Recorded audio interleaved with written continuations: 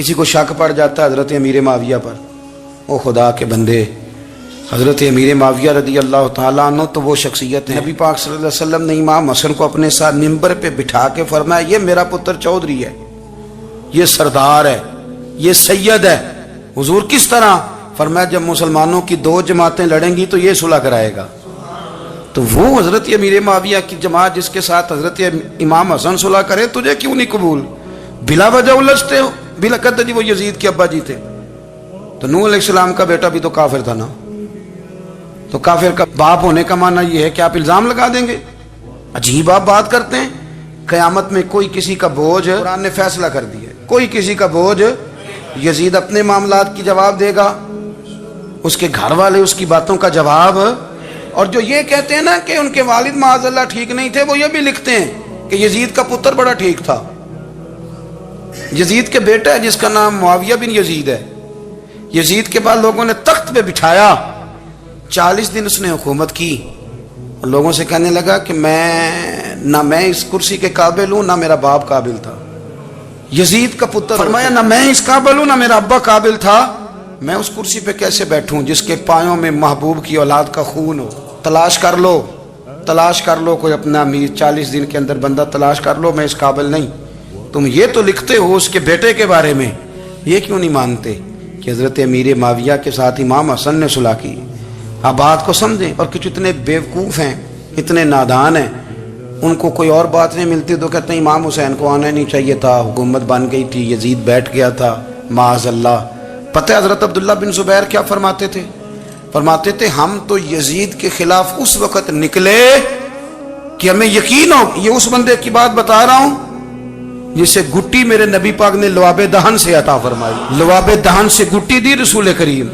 حضرت ابوبکر صدیق کے سے حضرت زبیر بن عوام جو حضور کی پھپھی کے بیٹے ہیں، ان کے بیٹے حضرت عبداللہ بن زبیر کہتے ہیں ہم تو یزید کے خلاف اس وقت نکلے کہ ہمیں ڈر تھا اگر اب بھی نہ نکلے تو آسمان سے پتھر برسیں گے، کہیں ہمیں سزا نہ ملی، اتنا بڑا مجرم، اور تم کہتے ہو امام حسین کو نکلنا نہیں چاہیے۔ تو خرابی ہوتی ہے میرے عزیز، خرابی ہوتی۔ آپ کو پتہ ہے میں ان مسائل پر کم بات کرتا ہوں لیکن ضروری بڑا سمجھتا ہوں، میں سمجھتا ہوں یہ ضروری چیزیں۔ مہربانی فرمائیں کسی جگہ بھی کسی ایک کے بارے میں بھی اپنے عقیدے میں کبھی کوئی کمزوری پیدا، کبھی نہ کوئی کمزوری پیدا، اتنی سی بھی بات کسی کی سننا، کسی کی کرنا، ڈسکس، ہمارا منصب ہی نہیں، اور کچھ اور بیوقوف ہیں۔ میں یونیورسٹی میں تھا چند دن پہلے، تو لیکچر کے بعد ایک دوست مجھے کہنے لگے کہ مولوی ایک دوسرے کے پیچھے نماز نہیں پڑھتے۔ میں نے اس کو کچھ پیار کی دلیلیں بھی دی، محبت کی، اس کو کہتے ہیں الزامی جواب ہمارے اصول تفسیر میں۔ میں نے اسے کہا کہ ایک ڈاکٹر سے دوائی لے لیں، دوسرے کے پاس جائیں تو کہتے ہیں اسے تو پتہ ہی کو نہیں، تم غلط آدمی کے پاس چلے گئے، تو اس سے آپ کو ٹینشن نہیں ہوتی؟ یہ روز سیاستدان دھما چوکڑی مچا رہے ہوتے ہیں کہ فلانا چور ہے، فلانا چور ہے، تو اس سے نہیں ٹینشن، مولویوں کی ٹینشن ہے تمہیں۔ کہنے لگا جی نہیں، کیوں نہیں نماز پڑھتے؟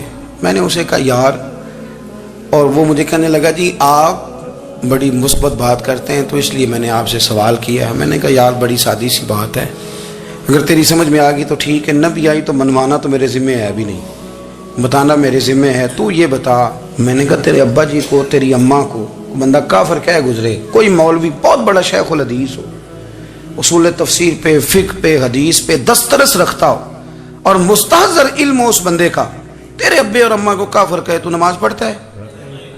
کہنے لگا نہیں۔ تو میں نے کہا جو میرے نبی پاک کے ماں باپ کو مشرک مانے، اور میں نے کہا اگر تم نے دلیل چاہیے ہوگی تو بندے میں تمہیں دوں گا، اور بائی نیم دوں گا، اور میں ان کی تحریریں تمہیں دوں گا جو مر گئے یہ لکھتے ہوئے کہ چونکہ وہ پہلے چلے گئے تھے، انہوں نے کلمہ نہیں پڑھا، لہذا معاذ اللہ صبح معاذ اللہ دوزخ میں جائیں گے۔ تیرا حوصلہ پڑھتا ہے تو پڑھ نماز، میرا تو نہیں پڑھتا، میں کیسے پڑھوں؟ اور اس قدر کمزور نظریے ایک آدمی کہ اپنے قلم سے لکھتا ہے، اپنے قلم سے اپنی کتاب میں لکھتا ہے کہ جس مچھلی کے پیٹ میں حضرت یونس نے کچھ دن گزارے وہ مچھلی جنت میں جائے گی۔ دے شرم نہیں آتی؟ جس مچھلی کے پیٹ میں یونس چند دن رہے وہ جنت میں جائے گی، اور جس ماں کے پیٹ میں مدینے والے رسول 9 مہینے رہے، یہ حیا نہیں آتی تجھے بات کرتے؟ پھر بھی سمجھ نہ آئے تو ہم سے آ کے عقیدہ سن، ہو درود تجھ پہ بھی آمنہ، ہو درود تجھ پہ بھی۔ تیرے لال پر بھی سلام ہو، تیری گود کتنی عظیم ہے، تیری گود کتنی. یار آپ مجھے دلیل دینا. میں ہماری ساڑی تے باٹی کونی تے سانجی کدے نال ہونی ہے؟ ہمارا کسی سے ذاتی رٹا ہی کوئی نہیں. آپ بات کو سمجھیں. لیکن تجھے کوئی اور چیز لکھنے کو ملی کوئی نہیں، تو نے قلم اٹھایا اور تو تکلیف دیتا ہے نبی پاک کو. تو وصیت والدین کو معاذ اللہ یہ لفظ کہہ کے گزر جاتا ہے. اور ان کے نام دیکھو، آمنہ. نام کیا ہے؟ آمنہ. آمنہ نام کافروں جیسا ہے. اور والد کا نام کیا ہے؟ سبحان اللہ. عبداللہ کا معنی ایک کافروں جیسا نام ہے. مت ماری ہے. اور کتابیں لکھی جا رہی ہیں اور سیرت لکھی جا رہی ہے اور دلیلیں دی جا رہی ہیں. لوگوں کو خیال ہی نہیں آتا. عجیب فلسفہ ہے. 4 اقوال ہمارے بزرگوں نے لکھے ہیں نبی پاک کے والدین کے بارے.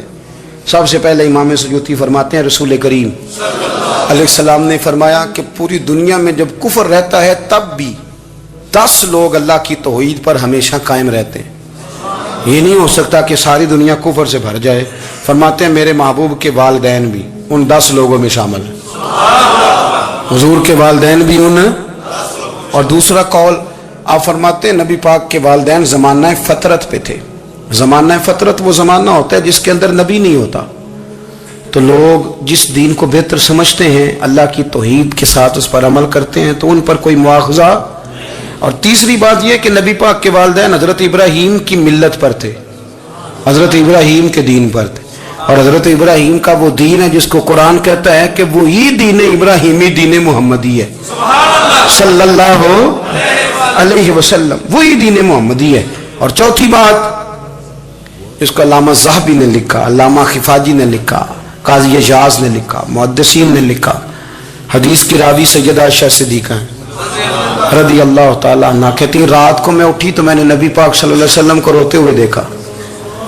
یا رسول اللہ کیا ہوا؟ فرمایا میں نے رب کریم کی بارگاہ میں عرض کی تھی یا اللہ میرے ماں باپ کو زندہ کر دے تاکہ وہ میرا کلمہ پڑھ لیں. ہے تو وہ پہلے بھی دین فطرت پر انہیں کنتم خیر امت ان کا اعزاز بھی نصیب ہو جائے. تو ہمارے ہاں زیادہ تر لوگ بات اس لیے سیکھتے ہیں کہ میں کوئی کہیں سے مسئلہ سیکھوں گا پھر جا کے اپنی مسجد کے امام کو تنگ کروں گا کہ وہاں تو میں یہ سن کے آیا ہوں تو یہاں یہ کام کیوں نہیں ہوتا. میں کوئی بات سیکھوں گا تو پھر میں اس سے بحث کا دروازہ کھولوں گا. علم کا مطلب ہی اپنے آپ کو سنوارنا ہے. معلومات حاصل کرنے کا مطلب یہ کہ آپ کے عمل میں پختگی آئے، آپ کے کردار میں پختگی آئے. آپ نے جو سیکھا ہے آپ اس کے مطابق اپنے آپ کو ڈھالیں. مسلم شریف میں موجود ہے نبی پاک صلی اللہ علیہ وسلم نے دعا مانگی ہے اے اللہ میں اس علم سے تیری پناہ مانگتا ہوں جو علم تو ہو پر نفع والا نہ ہو. جس بندے کے علم نے اسے نفع نہیں دیا، وہ کچھ سیکھ نہیں سکا اس سے، تو اس کا علم کسی کو کیا نفع دے گا جب خود سے اس نے. اور صوفیہ کرام تو فرماتے ہیں کہ جو لوگ بڑی معلومات حاصل کر لیں، بڑی باتیں سیکھ لیں، پنچایت میں کسی کو بولنے نہ دیں، گھر میں کسی کو بولنے نہ دیں. بہت سارے لوگ تو علماء کو بھی مشورہ دیتے ہیں بڑی باتیں کرے، لیکن عمل کے لحاظ سے بندہ زیرو ہو تو اہل دل فرماتے ہیں اس کی صحبت سے بچو. اسے بڑا پتہ ہے، بڑی باتیں آتی ہیں، بڑی باتیں آتی ہیں، بڑی باتیں کرتا ہے، لیکن گفتگو کی حد تک تو بہت بڑا ہے، عمل کے معاملے میں صفر ہے. بہت سارے لوگ مسجد کے حجرے میں میٹنگ ہو رہی ہوتی ہے اور وہ لمبی لمبی دلیلیں اور مشورے دے رہے ہوتے ہیں. نماز کا ٹائم آ جائے تو اٹھ کے چلے جاتے ہیں، کہتے ہیں میں اپنے محلے دی مسجدیں پڑھنی ہے. کئیوں کو کام یاد آ جاتا ہے. فرمایا کہ شخص کے پاس معلومات بڑی ہوں لیکن عمل کے معاملے میں بندہ زیرو ہو تو اسے بچنا. کیوں؟ اس لیے کہ اگر پڑھا لکھا آدمی بے عمل ہونا تو وہ اپنی بے عملی پر بھی دلیلیں پیش کرتا ہے. وہ کہتا ہے میں یہ کام نہیں کرتا تو یہ میرے پاس دلیل ہے. وہ تو بے عملی کو بھی مزین کر دے گا معاذ اللہ. تو دینی تعلیم ایک تو حاصل اس لیے کریں کہ ہم نے اپنے آپ کو سنوارنا ہے، اور دوسرا علم کا شوق طبیعت میں ہو. دیکھیں نا اللہ کے حبیب صلی اللہ علیہ وسلم نے فرمایا ہے کہ جو علم کے رستے پہ چل پڑا وہ جنت کے رستے پہ چل پڑا ہے. جمعوں میں محفلوں میں کانوں کے ذائقے کے لیے نہ آئیں، اس لیے آئیں کہ میرے علم میں میرے عمل میں یہ کوئی اضافے کی بات بنے گی. میں کوئی نصیحت حاصل کروں گا تو میرے دل کا زنگ اترے گا ہمارے ہاں یہاں لوگ مزے کے لیے آتے ہیں اور آج کل لوگ فوٹو کے لیے آتے ہیں. ان دو کاموں سے نکل کر خالص اصلاح کی نیت سے علم کا شوق ہمارے ہاں تیزی سے ایک حرکت کی گئی. علماء کا وقار خراب کیا گیا اور لوگوں کو دینی علوم سے دور کیا گیا, اور اس میں بعض بیچارے واعظین اور خطباء نے بھی کردار ادا کیا جب جعلی پیر کی تعریفیں کھول کے کی اور اسے پتہ نہیں کہاں تک. یہ اسٹیج ہوتے ہیں نا, ان میں کوئی بندہ اچھا لگے بھی تو اس کے لیے دعا کرنی چاہیے, تعریفیں نہیں کرنی چاہیے. تعریفیں اس کا کوئی فائدہ نہیں ہے, اس بندے کو تو دعا کا فائدہ ہے. اگر آپ کو اچھا لگ رہا ہے تو اسے دعا دیں, اس سے زیادہ کچھ نہیں کریں. اور ہمارے ہاں جناب وہ نقیب محفل بیچارے کی شامت آ جاتی ہے اگر تعریفیں تھوڑی کرے تو کہتے ہیں تو نام ہی نہیں لینا ہوندا. وہ بھائی اس کے نام لینے سے آپ کا قد اونچا ہوتا ہے. تو علم اور عالم ان دونوں چیزوں سے قوم کو دور کیا گیا. دینی تعلیمات کا فقدان ہے. جو میٹرک تک لوگ 60-70 کتابیں پڑھ جاتے ہیں انہیں بھی قرآن پاک ٹھیک سے نہیں پڑھنا آتا, دور کیا گیا. آپ مجھے بتائیے, چلیں ایک مسجد ہی آپ دیکھ لیں, اس مسجد کے اندر اگر ایک طرف ایک عالم دین مشکاہ شریف کھول کے بیٹھے ہوں, حدیث پاک کا درس ہو رہا ہے, یا بہار شریعت کھول کے بیٹھے ہیں, فقہی مسائل بیان کیے, اور اسی مسجد میں ایک بابا جی جبہ پہن کے تگڑا سا بڑی سی پگڑی باندھ کے اور 500 دانے والی تسبیح لے کے بیٹھے ہیں. اب ایک بندہ اندر آتا ہے تو وہ کدھر جائے گا, عالم کی طرف کہ بابا جی کی طرف؟ وہ کیوں جا رہا ہے بھلا بابا جی کی طرف؟ وہ اس لیے کہ ہم نے اسے یہ بتایا ہی نہیں کہ جس طرح سبحان اللہ سبحان اللہ سبحان اللہ پڑھنا عبادت ہے نا, اسی طرح دارابا پڑھنا بھی عبادت ہے. اسے ہم نے بتایا نہیں کہ جب تک علم کے رستے میں رہنا بھی عبادت ہے, جب تک اسے یہ سمجھ نہیں نہ آئے گی کہ جس طرح وظائف کی کتاب پڑھنا عبادت ہے اسی طرح مشکاہ شریف پڑھنا بھی عبادت ہے, حدیث بخاری کا درس لینا بھی عبادت ہے, مسلم شریف کی احادیث پر اپنے اساتذہ سے بیٹھ کر دروس پانا بھی عبادت. جب تک یہ پورا مزاج دیکھیں نا, نبی پاک صلی اللہ علیہ وسلم نے فرمایا رات کی ایک گھڑی بھر دین سیکھ لینا ساری رات نفل پڑھنے سے بہتر ہے. اب ہمیں سمجھنا چاہیے کہ کتاب پڑھ کے بھی بندہ رب رسول تک پہنچ سکتا ہے. کتاب و سنت رستہ آسان کرتے ہیں, لیکن ہمارے ہاں کیا مزاج دیا گیا ہے, بابا جی کے پاس چلو, ضرور جائیں بابا جی اگر نیک ہیں تو منع کوئی نہیں کر رہا, لیکن جو سوچ ہمیں حضور نے دی ہے ہم نے اسی سوچ کے مطابق اپنے معاملات کو ترتیب دینا ہے نا. اب ایک بات میں نے آپ سے پوچھی اور آپ نے کہا قوم ساری بابا جی کی طرف جائے گی. حدیث پاک کس طرح ہے, اللہ کے محبوب مسجد شریف میں تشریف لائے, دونوں جانب لوگوں کے حلقے بنے ہوئے ہیں, لوگ بیٹھے ہوئے ہیں, ایک حلقے میں لوگ اللہ کی یاد کر رہے ہیں, ذکر ہو رہا ہے, ایک حلقے میں بیٹھ کے ایک عالم کتاب و سنت کا درس دے رہے ہیں, ایک صحابی اور باقی سن رہے ہیں. خاص توجہ کریں نوجوان میری بات پر, رسول کریم صلی اللہ علیہ وسلم دونوں کے بیچ کھڑے ہو گئے اور کریم نے فرمایا دونوں محفلیں خیر کی ہیں, دونوں ہی حلقے خیر کے ہیں. اور پھر حضور فرمانے لگے مجھے چونکہ رب نے استاد بنا کے بھیجا ہے, میں چونکہ معلم بن کے آیا ہوں, یتلو علیکم آیاتنا ویزکیکم, میں چونکہ کتاب و سنت کی تعلیم کے لیے آیا ہوں. یہ لفظ کہتے کہتے حضور اس جماعت میں بیٹھ گئے جو دین پڑھ اور پڑھا رہی تھی. حضور وہاں بیٹھے جہاں بات دین کی ہو رہی, جہاں لوگوں کو اللہ رسول کی بات بتائی جا رہی. تو جمعے میں وقت پہ آئیں, اپنی دینی معلومات مضبوط کریں اور اپنے لیے مضبوط کریں. میں آپ کو بڑے درد سے یہ بات عرض کرتا ہوں, اگر دن میں 100 لوگ مسئلہ پوچھتے ہیں نا شریعت کا, تو ان میں 95 لوگ وہ ہوتے ہیں جو طلاق کا مسئلہ پوچھتے ہیں. والد صاحب نے, بیٹی کے والد صاحب نے 2 مہینے پہلے آرڈر دیا ہوتا ہے فرنیچر کا. بیٹے کی شادی ہو تو مہینہ پہلے شیروانی والے کو بھی کہنا پڑتا ہے, گاڑیاں بک کرانی پڑتی ہیں, میرج ہال بک, یہ سارے لوازمات ہم کرتے ہیں. سارا کچھ کیا, گاڑی سے گھر بسنا ہے, میرج ہال سے بسنا ہے, فرنیچر سے بسنا ہے. ہم نے سارا کچھ ان کو بتایا, لیکن کاش 2 گھنٹے بچی کسی معلمہ کے پاس جاتی, بچہ کسی استاد کے پاس جاتا, نکاح طلاق کے مسئلے بھی سیکھتے. میں دعوے سے کہتا ہوں اگر ہمیں پتہ چل جائے کہ 3 طلاقیں اکٹھی نہیں دینی چاہیے، کیونکہ دے دیں تو ہو جاتی ہیں، اگر ہمیں سمجھ آ جائے کہ نہیں دینی چاہیے، یہ مسئلہ بیان ہو، اور یہ والے مسئلے ہم محفلوں میں بھی نہیں بیان کر سکتے، اس لیے کہ لوگ کہیں گے مسئلہ تو وہ بیان کریں گے، اس پہ نعرے لگیں گے، آپ قوم کو یہ کیا بتا رہے ہیں، یہ تو چھوٹا عالم بتاتا ہے معاذ اللہ اس طرح کی باتیں، تو بڑی بڑی کوئی نقطے کی بات بتائیں۔ اور اس طرح ہمارے ہاں وہ 1 گھنٹہ پہلے نہیں کہتے تگڑے ہو جو میں جملہ دینے لگا، پتہ نہیں جملہ آ رہا ہے کہ ایٹم بم آ رہا ہے، تیار ہو جاؤ، جو میرا جملہ ضائع نہ کرنا، ادھر بھاگ کے چلا گیا ادھر بھاگ کے آ جاؤ، اللہ جانے وہ جس طرح کبھی لگتا ہے نا پٹاری سے، اللہ جانے کیا نکلے گا، میں جملہ دینے لگا ہوں، تو میں کہتا ہوں تو آرام سے بیٹھ کے بھی جملہ دے دے، تیرے جملے سے کیا نکلے گا، اور تو جملہ نہ دے ہمیں کوئی آیت دے، تو جملہ چھوڑ ہمیں کوئی حدیث پاک سنا، یعنی ہر نقیب، ہر خطیب، ہر نعت خواہ اٹھ کے کہتا ہے سارا قرآن ہی حضور کی تعریف ہے، اور بھئی اگر سارا قرآن حضور کی تعریف ہے تو چند آیتیں پڑھ دے پھر تو بھی، تو نے پڑھی تو ایک بھی نہیں اور تو کہتا جا رہا ہے سارا قرآن ہی حضور کی تعریف ہے، یہ والی تعریف بھی تو سنانا قوم کو، جو یہ بچے ان کے استاد انہیں سکھا رہے ہیں اور یہ سیکھ رہے ہیں، اس طرف بھی تو سفر کریں۔ تو میرے عزیز اگر لوگوں کو مسائل کا پتہ چلے تو سینکڑوں گھر بچ جائیں تباہ ہونے سے، بڑے بڑے گھر بچ جائیں، لیکن مسائل نہیں آتے۔ میرے پاس مسئلہ پوچھنے کے لیے کچھ لوگ آ گئے تو 4-5 سال کا بچہ بھی تھا جس کے والد نے غصے میں اپنی بیوی کو 3 طلاقیں دی تھی، چھوٹا سا بچہ، کپڑے بھی پٹے پرانے، اور حالت بتا رہی تھی کہ غریبی ہے۔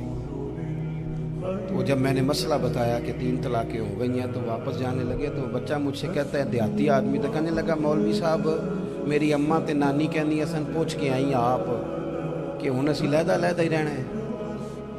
تو اس بچے کی نونہال کی وہ کیفیت دیکھی تو میں رو پڑا، میں نے کہا یار یہ بچہ بیچارہ ماں باپ کے ہوتے ہوئے یہ یتیموں جیسی زندگی گزارے گا کیونکہ باپ نے طلاق دے دی، کس طرح؟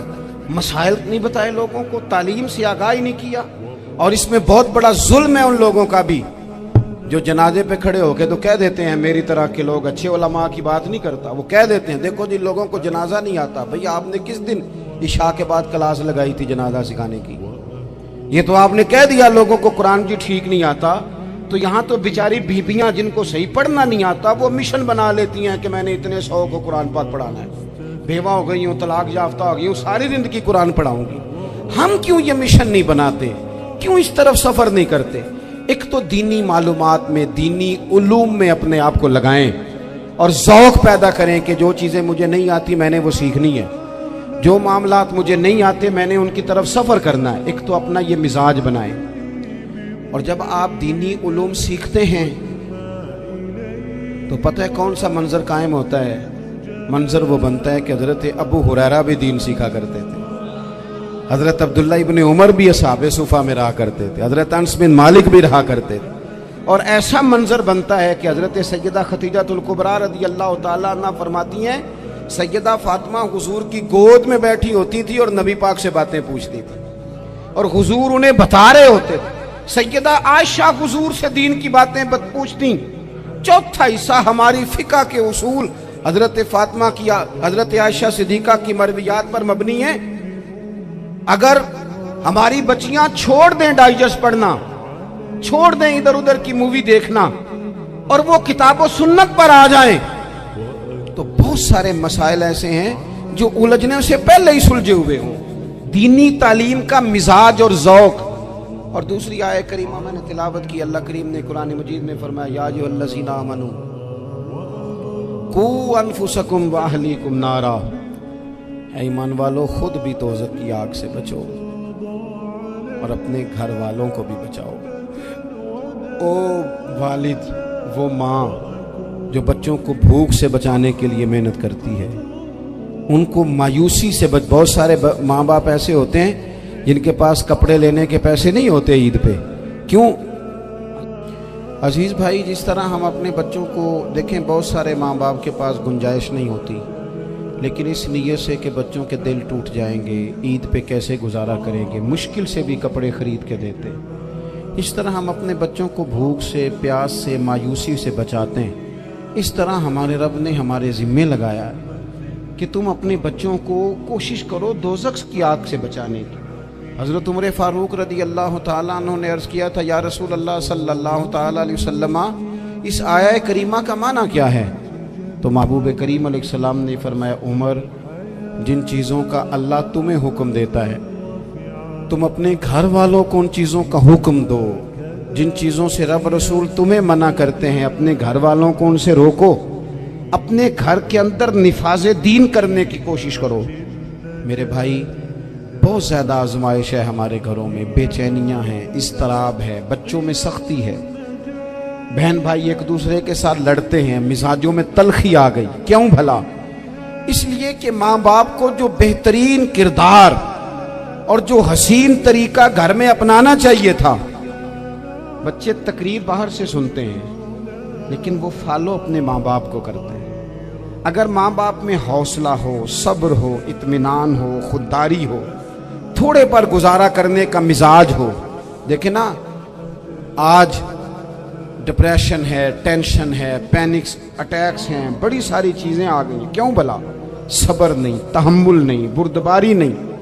آزمائے ایک دن ایک بچہ میرے پاس آ گیا مدرسے کا، اور آ کے وہ رونے لگا۔ میرے گھر والے کہنے لگے کھانا چھوڑ دیں، پہلے اس کی بات سن لے۔ میں نے کہا پتر کیا ہوا؟ کسی نے مارا ہے کسی استاد نے؟ کہنے لگے نہیں حضرت، گھر فون کیا تھا تو میری اماں اور ابا کی لڑائی ہو رہی ہے۔ بچہ کانپ رہا ہے، ٹانگیں کانپ رہی ہیں۔ میں نے کہا کیا ہو کیا گیا تمہیں پتر؟ لڑائی ہو رہی ہے تو گھروں میں ہو ہی جاتی ہے۔ کہنے لگے نہیں، آپ کو پتہ نہیں، وہ بڑا سخت لڑتے ہیں۔ میرے والد جب میری والدہ کو مارنے کے لیے آگے بڑھتے ہیں تو ہم سارے چار پنجوں کے نیچے چھپ جاتے ہیں، ہمیں خوف آتا ہے، وہ منظر خطرناک ہوتا ہے۔ یہ کون تکلیف دے رہا ہے اپنے بچوں کو؟ یہاں بیٹھے ہمارے ہاں میلوں دور رہتے تھے اس کے گھر والے، تو وہ تکلیف میں تھا، تو گھر میں کیا کیفیت ہوگی؟ اگر حوصلہ ہو، صبر ہو، قناعت ہو، اللہ کے دیے ہوئے تھوڑے رزق پر ہمیں راضی رہنا آتا ہو، ہمارے گھروں میں سکون آئے، اطمینان آئے، ہم جو زندگی بڑی خوشی خوشی گزار سکتے ہیں، ہمارے مزاجوں کا لالچ، ہماری طبیعتوں کی بے راہ روی، ہماری جھوٹی انا کا بت ان ساری چیزوں کو ختم کر دیتا ہے۔ اپنی زندگی کے اندر اگر ہم وہ کردار اپنے بچوں کو دیں، جس کردار میں موبائل بھی ہو، جس میں گاڑی بھی ہو، جس میں پیسے بھی لا کے ابا دراز میں رکھتا ہو، لیکن والد کا گھر میں مصلی بھی موجود ہو، اس کی کوئی تسبیح بھی ہو، وہ یہ بھی کہتا ہو کہ خدا نے اپنے فضل سے آج 5000 دیا ہے تو اس میں 1000 غریبوں کا بھی ہے، اس میں تھوڑا سا میں نے اللہ کی رضا کے لیے بھی رکھا ہے۔ اگر کوئی مشکل آ جائے تو وہ باپ اور ماں کو صبر کرتا ہوا دیکھتے ہو، اگر ایک باپ بات کرے تو دوسرا برداشت کرتا ہو۔ خدا را اپنی اولادوں کو اس اذیت کا شکار نہ کرو۔ اپنے گھروں کے اندر وہ خودداری، وہ پیار، وہ وقار، وہ محبت، وہ انداز۔ آپ تھکے ہوئے ہیں، کوئی شک نہیں، آپ بہت سارے مسائل کا باہر شکار ہوں گے، کوئی شک نہیں، لیکن آپ باہر سے تھک کے آئے ہیں، اور اگر آپ باہر اپنی فیکٹری کے مالک ہیں اور دفتر کے بڑے ہیں تو گھر میں بھی تو آپ بڑے ہیں نا، آپ کی ماں بھی تو انتظار کر رہی ہے، اس نے بھی تو دکھڑا سنانا ہے نا آپ کو۔ آپ یہ دیکھیے کہ آپ کے بچے بھی تو انتظار کر رہے ہیں، وہ چاہتے ہیں کہ ابا آ کے بیٹھیں تو ہم ان کے سینے پہ چڑھ کے تھوڑا کھیلیں۔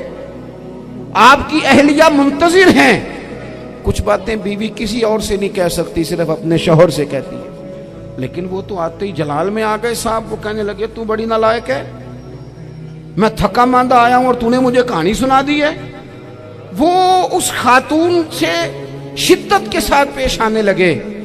میرے رسول پاک کی حیات نور کو دیکھو، حضرت ام ایمن حضور کی رضائی والدہ ہیں، ان کی بھی خدمت ہو رہی ہے، حضرت حلیمہ سعدیہ آ رہی ہیں تو خدمت ہو رہی ہے، حضرت عباس حضور کے چچا ہیں تو کریم فرماتے ہیں میرے چچا ہیں باپ کی جگہ پہ۔ حضور دوست احباب صحابہ غلاموں سب کے ساتھ پیار کر رہے ہیں، 9 ازواج مطہرات ہیں گھر کے اندر، اور کیفیت یہ ہے کہ حضور صرف ان کی ضرورتوں کا ہی خیال نہیں کرتے، خواہشات کا ہی خیال نہیں کرتے، بلکہ میرے کریم کا طریقہ یہ ہے کہ کوئی بندہ آج بول کیا رہا ہے، وہ کہاں کھڑا ہے، آج اس کے جملے کس طرح کے ہیں، اس کا لہجہ کس طرح کا ہو گیا ہے اور اسے ٹھیک کیسے کرنا ہے۔ محبوب اس کا خیال فرماتے، توجہ کرتے۔ میں کہتا ہوں کہ ہم سب کو شوق آیا ہے آرام کرنے کا۔ میں صبح 11 بجے سے پہلے اپنے گھر سے نکل آیا تھا اور یہ وقت آ گیا ہے اور رات کو خدا جانے کس وقت گھر پہنچنا ہے۔ کئی دفعہ کیفیت یہ ہوتی ہے کہ گاڑی سے اترتے ہیں تو پھر دل کرتا ہے کہ کوئی اٹھا کے چلائے نہ کبھی۔ اس کے باوجود بہت سارے لوگ ناراض رہتے ہیں کہ ہم سے مل کے نہیں گئے، فوٹو نہیں کھنچوا کے گئے، فلانی جگہ چائے نہیں پی کے گئے۔ یہ تسلسل ہے، لیکن میں جتنا مرضی تھکا ماندہ گھر جاؤں گا نا، کبھی ایسا نہیں ہوا کہ میں گھر جاؤں تو بڑی ٹینشن میں جاؤں۔ میری گھر والی ایک دن مجھ سے کہنے لگی آپ نے کبھی نہیں کہا کہ میں تھکا ہوا ہے، بندہ تھک بھی تو جاتا ہی ہے نا، کبھی کہاں کرے نا۔ میں نے اسے کہا پتہ کیوں نہیں کہتا؟ اس لیے نہیں کہتا کہ میں نہیں چاہتا کہ میرے بچے یہ کہیں کہ ہم نے دین نہیں پڑھنا، ہمارا باپ تو بڑی مشکل میں ہے۔ حضرت عمر جب نعرہ لگاتے نا تو کیسر و کسرا کانپتے۔ سفیر آتے روم کے ملنے کے لیے تو کہتے جاؤ عمر نفل پڑھ رہے ہیں، ٹائم کوئی نہیں۔ ایک دن اندر میٹنگ ہو رہی تھی، حضرت عمر میٹنگ میں بیٹھے تھے، آپ کے بیٹے ملنے آئے عبداللہ ابن عمر۔ ابا جی اندر آ جاؤ، فرمایا دروازے پہ کھڑا ہو، میں ضروری بات کر رہا ہوں، اندر نہ آنا۔ جناب عبداللہ ابن عمر کہتے ہیں میں دروازے پہ کھڑا ہو گیا، تھوڑی دیر گزری تو امام حسین بھی آ گئے۔ ایک حدیث میں، ایک روایت میں امام حسن کا لفظ بھی ہے، امام حسین آئے، آ کے عبداللہ ابن عمر سے کہنے لگے عمر فاروق اندر ہے؟ تو کہا وہ اندر تو ہے۔ تو کہا آپ کیوں دروازے پہ کھڑے؟ کہنے لگے ابا جی نے کہا ہے یہاں انتظار کرو، میں کوئی ضروری بات کر رہا ہوں، لیکن شہزادے میرے لیے کہا ہے، میرے لیے آپ جانا چاہیں تو چلے جائیں۔ امام حسین کہنے لگے امیر المومنین کوئی بات کر رہے ہوں گے، میں ظہر کے وقت مسجد میں مل لوں گا، ظہر کا ٹائم آئے گا نا تو میں مسجد میں مل لوں گا۔ یہ کہہ کے چلے گئے۔ حضرت عمر باہر آئے تو حضرت عبداللہ ابن عمر سے کہا کہ کوئی آیا تو نہیں؟ عرض کی حضور حسین ابن علی آئے، حسین ابن علی۔ تو کہا اندر کیوں نہیں بھیجا؟ کہا میں نے کہا تھا بے شک چلے جائیں، لیکن وہ کہہ رہے تھے کہ میں ظہر کے وقت مسجد میں مل لوں گا۔ تو سیدنا عمر فاروق فرمانے لگے عبداللہ تجھے تیری مار ہوئے، حسین کو کیوں واپس بھیجا؟ پھر عمر دنیا داروں کے سامنے ڈٹنا، کھڑا ہونا عمر پہ ختم ہے، لیکن جو اندر کی بات ہے نا، روح کی، جو عقیدت کی بات ہے، جو وفا کا رشتہ ہے، اس کو کون سمجھے؟ یہ جو روح کی مجبوریاں ہیں، یہ جو وفا کی مجبوریاں ہیں، اسے لوگ کیا سمجھیں؟ انہیں کیا پتا کہ مرشد کے بیٹے کے پیر چومنے میں حسن کیا ہوتا ہے؟ انہیں کیا پتا کہ جب استاد کا بیٹا گھر میں آتا ہے تو دل کرتا ہے مکان بیچ کے اسے دے دیں، اس کے باپ کی نیکیاں بڑی ہیں۔ جناب عمر فاروق دوڑے گئے، امام حسین کے دروازے پہ دستک دی، امام حسین باہر رکھا، شہزادے یار ملنے آئے تھے تو بغیر ملے کیوں آ گئے؟ عرض کی کہ آپ مصروف تھے، آپ کے اپنے بیٹے بھی دروازے پہ کھڑے تھے تو میں واپس آ گیا۔ امام حسین کہتے عمر جذبات میں آ گئے، سر سے پگڑی گر گئی، کہنے لگے حسین میرے بیٹے کا اور حسین کا کیا مقابلہ؟ کیا اس کی ماں کا نام فاطمہ الزہرا ہے؟ کیا اس کی نانی کا نام خدیجہ الکبریٰ ہے؟ کیا اس کے نانے کا نام محمد مصطفیٰ ہے؟ اور پھر سر سے پگڑی اتری تھی، اپنے بال زور سے پکڑ لیے، کہنے لگے حسین میں نا مکے میں اونٹ چرایا کرتا تھا اور ڈنڈوں سے مار کھاتا تھا اپنے باپ سے، یہ جو آج ساری دنیا میں عمر کے نعرے لگتے ہیں یہ تیرے نانے کا صدقہ ہے۔ شہزادے میری وفا اور میری وفا میں جب تیرا دل کرے نا دوڑ کے آ جایا کر۔ عمر تو لوگ ایک دن امام حسین نے آ کے نا جناب فاروق اعظم سے کہا، خطبہ دے رہے تھے بچوں کی تبھی شروع میں، پتہ نہیں کیا بات آئی امام حسین کے دل میں، کہنے لگے عمر نیچے اترو، یہ میرے نانا کا ممبر ہے۔ تو حضرت سیدنا عمر سنو، کبھی میرا بھی بچہ آ جائے تو میں کہتا ہوں اس کو پکڑو یار، بچوں کو تو نہیں نا جمعوں میں مطلب ذکر کیا جاتا، اترنا میرے نانے کا ممبر ہے۔ جناب عمر اتر کے نیچے کھڑے ہو گئے تو کہا جا کے اپنے نانے کے ممبر پہ بیٹھ۔ تو حضرت عمر رو پڑے، کہنے لگے شہزادے میرے نانے کا ممبر ہی کوئی نہیں ہے ہی نہیں، یہ ممبر یہ مصلی یہ تیرے نانے کی شان ہے، मेरे नाने का कोई मिंबर नहीं, तेरे ही नाने का मिंबर है। थोड़ी देर खड़े रहे तो इमाम हुसैन कहने लगे, अच्छा कोई नहीं आपके नाने का मिंबर का? नहीं। कहा चलो फिर मेरे नाने के मिंबर पे बैठ जाओ, चलो खैर है। कोई नहीं आपके नाने का? कहा नहीं। तो कहा कोई नहीं फिर मेरे नाने के। जब हजरत उमर बैठे तो बड़ा शानदार जुमला कहा, फरमाने लगे मैं मिंबर पर मर्जी से नहीं बैठा था, मुझे अबू बकर ने बिठाया था, और फिर हुसैन के कहने पे मैं उतरा हूं, अब मुझे हुसैन ने बिठाया है। अब किसी की जुर्रत है तो उमर को उतार के दिखाए, अब मैं हुसैन का तेरी नस्ल पाक में। यार कितनी बेशर्मी की बात है, लोग इमाम हुसैन को बागी कहे। वो हजरत इमाम आजम एक बाग में बैठे थे, शागिर्द साथ थे, तो किताबें बिखरी हुई थी, कुछ लिखा जा रहा था, बिखरी हुई थी किताबें। इमाम मोहम्मद भी बैठे थे, इमाम अबू यूसुफ, कई और शागिर्द बैठे थे। तो जब लिखते हैं ना ये लोग तो हवालों की तलाश होती है, किताबें बिखरी हैं, सफ़े बिखरे। बच्चे गेंद के साथ खेल रहे थे, तो गेंद अचानक बाग में आई, तो एक छोटा सा बच्चा गेंद लेने आया, तो इमाम आजम उठ के खड़े हो गए। वो बच्चा गेंद लेके चला गया, किताबें सारी फिर बिखर गईं, जो गोद में रखी हुई थी वो भी नीचे गिर गईं, कुछ सफ़े भी गिर गए। थोड़ी देर के बाद वो बच्चा चला गया, इमाम साहब बैठ गए, फिर आया, गेंद गिरी आके बाग में, तो फिर बच्चा लेने आया, वही बच्चा। इमाम साहब फिर खड़े हो, वो कई बार आया, जितनी बार आया खड़े हो गए। कई लोग सब्र नहीं कर पाते, जल्दबाज होते हैं आजकल के शागिर्दों की तरह। तो एक शागिर्द बोल पड़े, कहने लगे हुजूर वो तो बच्चा है, 100 दफा आएगा। अब 100 दफा खड़े होंगे। फरमाया तू 100 की बात करता है, ये 1000 दफा भी आया तो मैं खड़ा हूँ। कहा हुजूर बच्चा है, आप क्यों खड़े हो गए? फरमाने लगे मामूली बच्चा नहीं, मेरे उस्ताद का पोता है, तो जिसने मुझे अल्लाह रसूल का नाम बताया उसका पोता है, तो मैं खड़ा ना हूं। अगर उस्ताद के पोते का ये अदब है तो बताओ मोहम्मद अरबी के नवासे का क्या अदब है? रसूलुल्लाह सल्लल्लाहु अलैहि वसल्लम। लोग समझते हैं हम कायल नहीं है वो वाली शहादत बयान करने के जिसमें कहते हैं हाय हुसैन तो सकीना तो जैनब। हमारे बुजुर्गों ने हमें ये सबक, हमारे बुजुर्गों ने हमें बताया कि इमाम हुसैन की शहादत इस तरह बयान करो कि नौजवानों में जज्बा जिहाद पैदा हो, औरतें सब्र का पहाड़ बन जाए, इस तरह शहादत हम वो वाली। लेकिन एक बात जरूर ज़हन में रखें, ये जो लोग कहते हैं नहीं बड़े मजलूम थे, पानी नहीं आ सका, मेरे से हवाला देखे जिसने देखना है, मेरे से हवाला देखे, मेरे से। हजरत इमाम हुसैन मैदान करबला में थे, तो थोड़ी सी जगह खोद के ना इमाम हुसैन ने तो खंदक खोदी। खंदक खोदना अरब का रिवाज था, मदीने में भी खंदक खोदी गई, उसका नाम ही जंगे खंदक। तो खंदक खोद के ना आग जलाई जाती थी, ये हिफाजत का एक जरिया था ताकि दुश्मन ना आए। तो इमाम हुसैन ने अपने खैमे के सामने खंदक खोद के उसमें आग जलाई ताकि पर्दा रहे, औरतों के पास को दुश्मन ना आए। तो एक शख्स सामने खड़ा होकर कहने लगा हुसैन तूने दुनिया में ही आग जला ली है। माज़अल्लाह सुम्मा माज़अल्लाह, कहने लगा आगे तो आग मिलेगी, यहां जला ली है। तो इमाम हुसैन कहने लगे मैं हुक्म देता हूं आग को कि तुझे अभी पकड़ ले। लोग कहते हैं मजलूम थे, मैं हुक्म देता हूं आग को तुझे अभी पकड़ ले।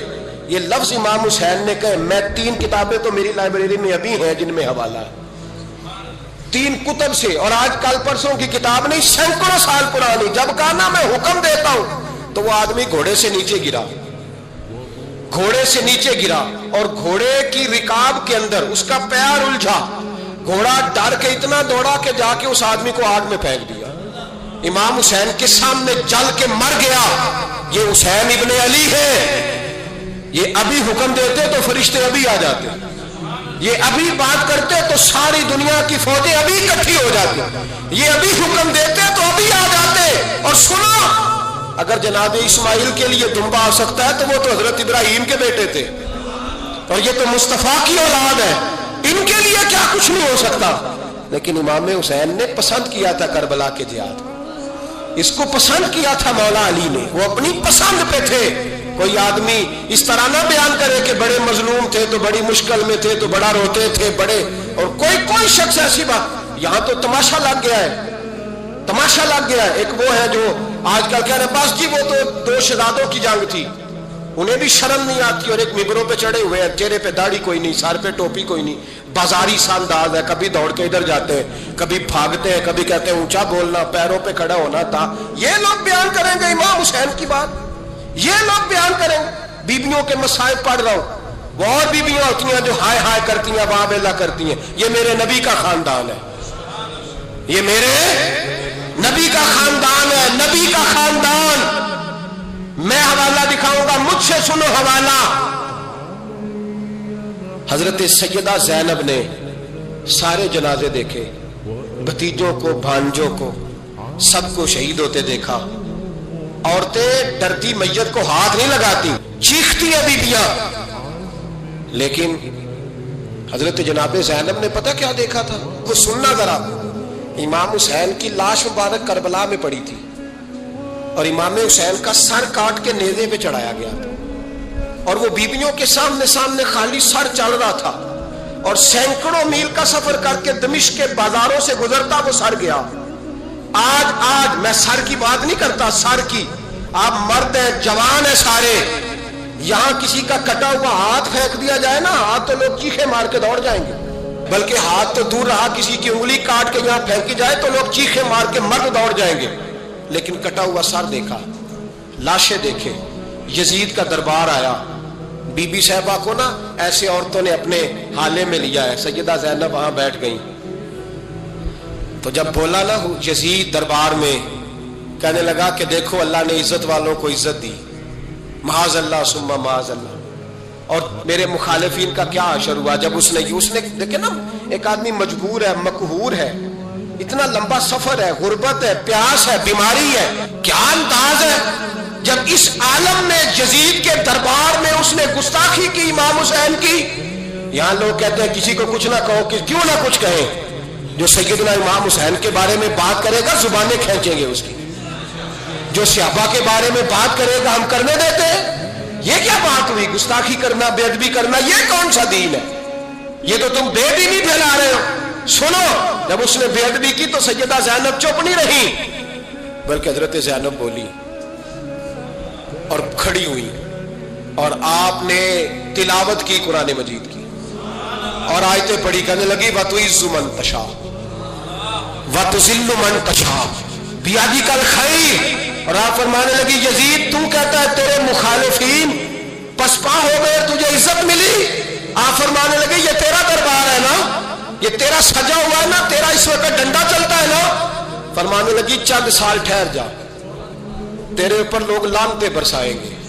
اور فرمایا جب جمعے پڑھے جائیں گے تو لوگ میرے حسین کے نام کے خطبے پڑھیں گے. فرمایا آج یہ تیرا دربار ہے نا. حضرت نعمان بن بشیر صحابی رسول تھے، وہ کہتے ہیں میرے قریب ایک نابینا صحابی بیٹھا تھا. سنو حوالہ میں دکھاؤں گا.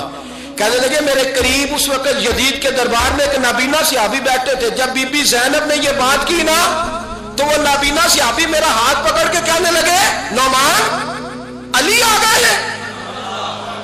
یہ تو علی کی آواز ہے، علی آ گئے. جبریل امی بول رہے ہو جیسے، حکمت کے گوہر رول رہے ہو جیسے. دربار دمشق میں وہ زینب کا خطاب منبر پہ علی بول رہے ہو جیسے. کہنے لگے علی آ گئے، علی، یہ تو علی کی آواز ہے. جناب نعمان بن بشیر کہنے لگے نہیں، علی جب بولتے تھے تو بڑا رنگ ہوتا تھا، ابھی تو زینب کھل کے بول ہی نہیں رہی، ابھی تو زینب ستائی ہوئی ہے، ابھی تو زینب زخم کھا کے آئی ہے، ابھی تو زینب پیاسی ہے. کاش زینب تر و تازہ ہوتی تو زینب خطبہ پڑھتی تو علی کی طرح گرجدار آواز نکلتی. یزید کے محل کانپتے، جبریل امی بول رہے ہوں جیسے، حکمت کے گوہر رول رہے ہوں جیسے. دربار دمشق میں بی بی زینب کا خطاب منبر پہ علی بول رہے ہوں جیسے. وہ مسکینوں کی طرح منتیں نہیں کر رہے تھے، ہائے پانی ان کا مزاج ہی نہیں تھا، بلکہ وہ دلیر لوگ تھے، دلیر، اور بر موقع بر محل بولتے تھے. یزید آیا دربار میں. جب یہ سارا قافلہ وہاں پہنچا تو یزید دربار میں آیا،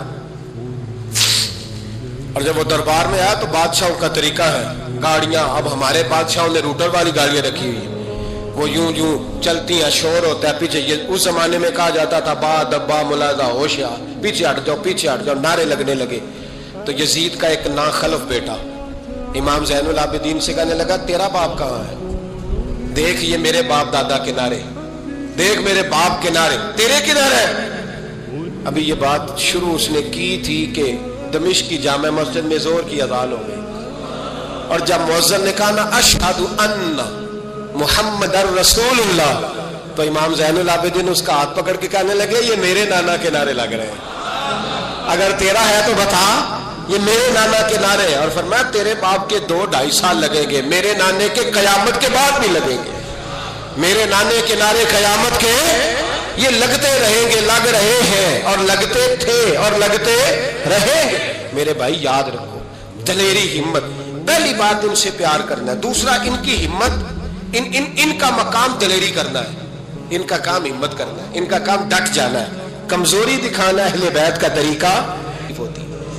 हजरत अब्बास के बाजुओं में दर्द होती है। जनाब ज़ैनब फिर परेशान होती हैं कि हम तो इस बेहयाई के खिलाफ लड़े और उम्मत अभी ये गंद कर रही है। जो चौकों में खड़ा होता है ना, औरतों को ताड़ता है, वो यजीद के तरीके पे अमल करता है। ये दलाइल है। आप सोच ले, अंदाजा कर ले कि हमने किस जमात में खड़े होना है। इसलिए गंद सारा निकालें। इमाम हुसैन का एक पैगाम आज अपनाना बड़ा जरूरी है। इमाम हुसैन ने सर सजदे में कटाया और कुरान की तिलावत नेज़े की नोक पे भी जारी रही है। इसलिए आज कम से कम 10 नफल इमाम हुसैन की सुन्नत समझ के जरूर पढ़ेंगे इंशाअल्लाह। जिन्होंने रोजा रखा है बड़ा अच्छा किया है, चलो जो नहीं रख सके फिर भी नफली है, कोई फर्ज नहीं।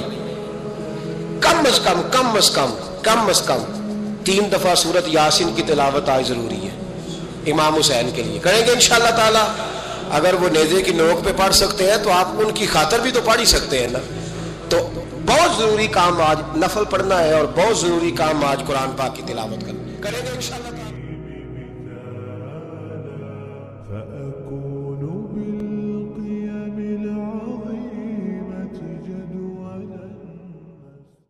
शाअस्त हुसैन बादशाह अस्त हुसैन दीअस्त हुसैन दीपना अस्त हुसैन सरदाद नदाद दस्त दर दस्ते यजीद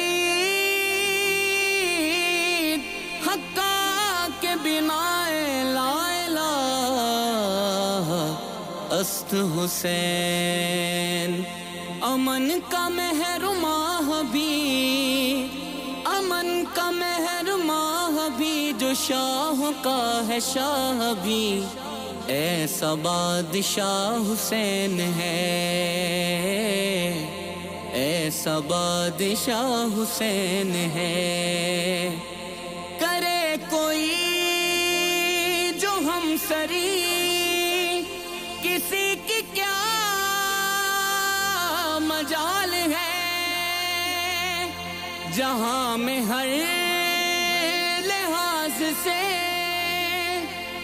हुसैन बे मिसाल है। करे कोई जो हम सरी किसी की क्या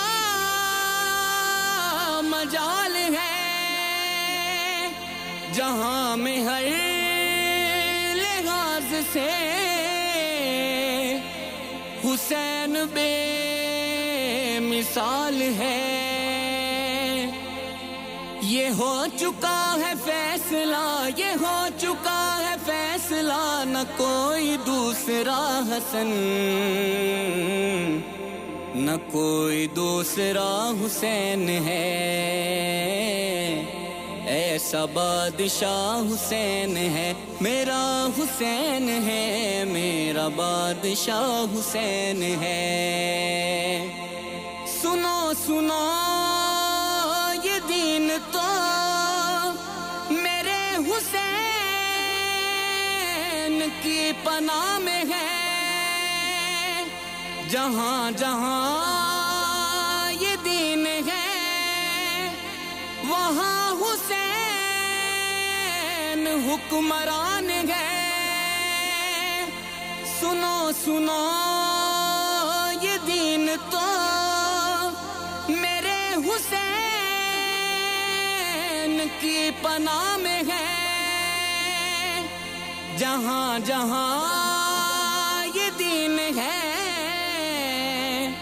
वहां हुसैन हुक्मरान है। یہ بات کس قدر ہنسی، یہ بات کس قدر ہنسی جو کہہ گئے معین الدین کہ دین کی پناہ حسین ہے، ایسا بادشاہ حسین ہے، میرا حسین ہے، میرا بادشاہ حسین ہے۔ دعاؤں میں نداؤں میں جو واسطہ اسے بنائے گا، بہشت کی جو راہوں کا راستہ اسے بنائے گا۔ دعاؤں میں نداؤں میں جو واسطہ اسے بنائے گا،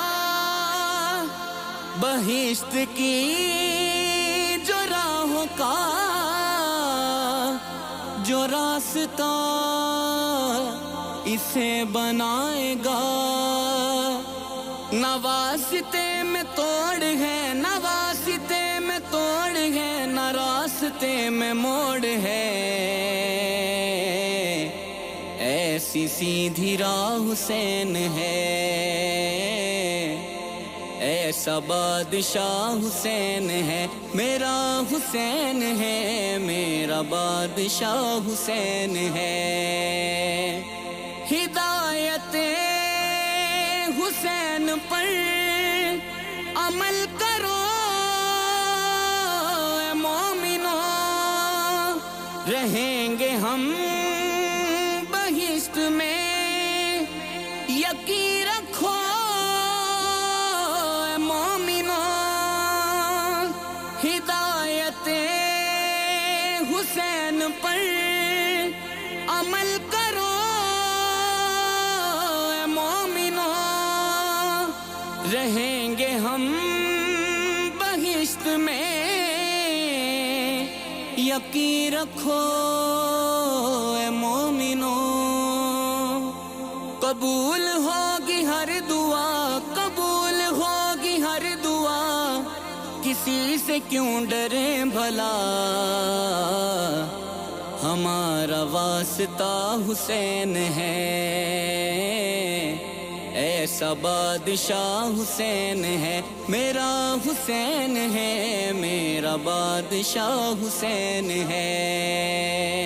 قضا کے بعد پھر مجھے نئی حیات مل گئی،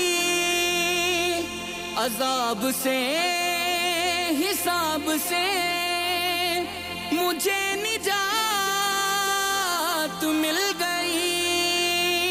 قضا کے بعد پھر مجھے نئی حیات مل گئی، عذاب سے حساب سے مجھے نجات مل گئی۔ سوال جب کیا گیا، سوال جب کیا گیا ہے کون تیرا رہنما، تو میں نے کہہ دیا حسین ہے، ایسا بادشاہ حسین ہے، میرا حسین ہے، میرا بادشاہ حسین ہے۔ شہید کربلا کا غم جسے بھی ناگوار ہے، وہ بد نصیب بد عمل اسی پہ بے شمار ہے۔ شہید کربلا کا غم جسے بھی ناگوار ہے، وہ بد نصیب بد عمل اسی پہ بے شمار ہے۔ ارے او دشمن ازل، ارے او دشمن ازل تو مر ذرا قبر میں چل، پتا چلے گا کیا حسین ہے، ایسا بادشاہ حسین ہے، میرا حسین ہے، میرا بادشاہ حسین ہے۔ کرے گا جو مخالفت غم حسین کی یہاں، وہ ہوگا حشر حشر میں الحفیظ و علامہ۔ کرے گا جو